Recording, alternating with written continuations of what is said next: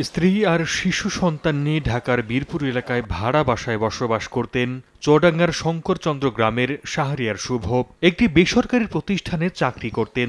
শিশু সন্তানের জন্য খাবার কিনতে ১২ জুলাই সন্ধ্যায় বের হয়ে মাথায় গুলিবিদ্ধ হয়ে চিকিৎসাধীন অবস্থায় ১৬ জুলাই মারা যান তিনি।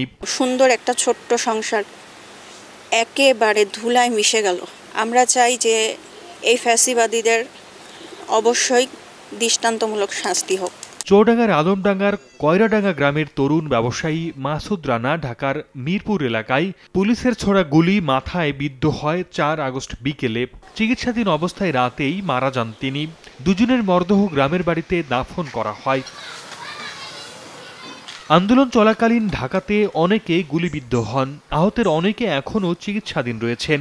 কেউ পঙ্গুত্ব বরণ, কেউ দৃষ্টিশক্তি হারাতে বসেছেন। অর্থাভাবে অনেকের চিকিৎসা ব্যাহত হচ্ছে। নিজের চোখে দেখা ৩টা লাশ শেষ জায়গায় ডেট গুলি লাগছিল। তারপরেও আন্দোলন ছাড়ি নাই, আন্দোলন এক পর এক করেই গেছি। আর ওইদিকে পুলিশ তো গুলি করতে আছে একভাবে। রাত ১২টা ১২:৩০টার সময় ঠিক তখন আমার পায়ে গুলি লেগে যায়। ফ্যামিলির যদি কোনো একটা পুনর্বাসনের ব্যবস্থা করে দিত তাহলে অনেক ভালো হতো।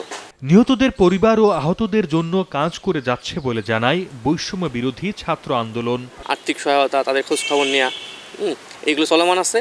আশা করি তারা খুব দ্রুতই আমাদের মাঝে আবার আগের অবস্থানে পুরোপুরি না আসলেও আমাদের সাথে হয়তো কথা বলতে পারবে, চলাফেরা করতে পারবে। আমরা এই প্রত্যয় ব্যক্ত করছি। বৈষম্য বিরোধী ছাত্র আন্দোলনে চুয়াডাঙ্গায় ২ যুবক গুলিবিদ্ধ হয়ে মারা যান। ঢাকা ও চুয়াডাঙ্গায় আন্দোলনের সময় ৪২ জন আহত হয়েছেন। সময় সংবাদ, চুয়াডাঙ্গা।